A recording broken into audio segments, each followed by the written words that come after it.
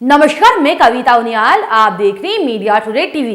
आज की वीडियो में मैं आपको दो खबरें बताऊंगी। पहली खबर संयुक्त राष्ट्र से है।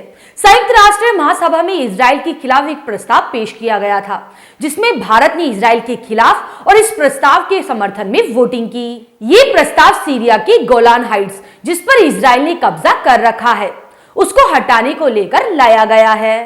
वहीं दूसरी खबर हमास और एलन मस्क से जुड़ी हुई है।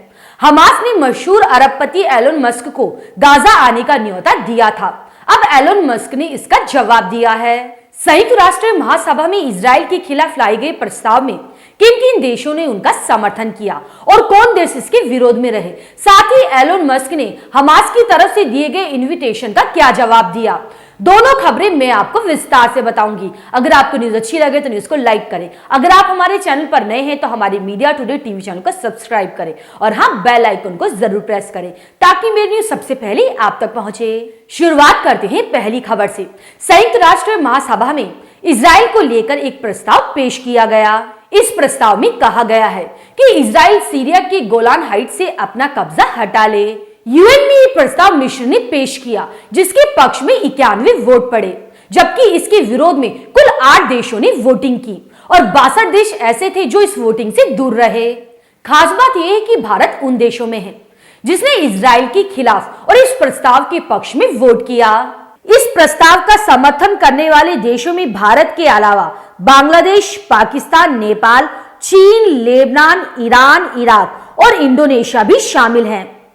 वहीं Australia, Britain, America, Palau, Micronesia, Israel, Canada और मार्शल आइसलैंड ने इस प्रस्ताव के विरोध में वोट किया, जबकि Ukraine, France, Germany, Denmark, Belgium, Japan, Kenya, Poland, Austria और स्पेन जैसे 62 देशों ने इस प्रस्ताव पर वोटिंग से दूरी बना ली।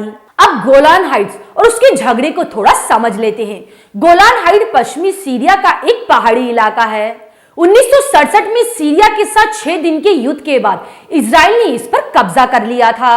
उस वक्त इस इलाके में रहने वाले ज्यादातर सीरियाई अरब लोग अपना घर बार छोड़कर यहां से चले गए थे। सीरिया ने 1973 में गोलान हाइट्स को वापस लेने की कोशिश की, लेकिन वो कामयाब नहीं हो सका।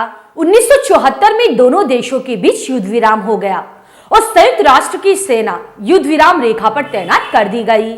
6 साल बाद इजराइल ने गोलान हाइट्स को अपने क्षेत्र में मिलाने की घोषणा कर दी, लेकिन इजराइल के इस कदम को अंतरराष्ट्रीय स्तर पर मान्यता नहीं दी गई थी। इसी क्षेत्र को लेकर अब संयुक्त राष्ट्र महासभा में मिस्र की तरफ से ये प्रस्ताव पेश किया गया, जिसमें इजराइल को गोलान हाइट्स छोड़ने के लिए कहा गया है। अब बढ़ते हैं दूसरी खबर की तरफ। इजराइल के बाद एलन मस्क को हमास की तरफ से गाजा आने का न्योता दिया गया था। हमास के वरिष्ठ नेता ओसामा हबनान ने एक प्रेस कॉन्फ्रेंस कर एलन मस्क को गाजा बुलाया था। हमास का कहना है कि इजराइल के हमलों से गाजा में हुई तबाही को देखने के लिए एलन मस्क को यहां आना चाहिए।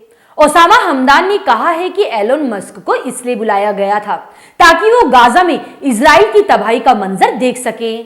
उन्होंने बताया कि इजराइल ने 50 दिनों के भीतर गाजा के निहत्थे लोगों के घरों पर 40,000 टन से ज्यादा बम गिराए हैं। हमास की तरफ से मिले न्योते के जवाब में एलन मस्क ने कहा है कि गाजा का माहौल अभी खतरनाक है, ऐसे में वहां जाना ठीक नहीं है। मेरा मानना है कि खुशहाल गाजा सभी पक्षों के लिए अच्छा है। इजराइल हमास से जुड़ी एक जरूरी खबर मैं आपको इसी वीडियो में एक लाइन में बता देती हूँ। गाजा में लागू 6 दिन का युद्ध विराम समाप्त होने के बाद ये सीज फायर एक दिन आगे और बढ़ा दिया गया है।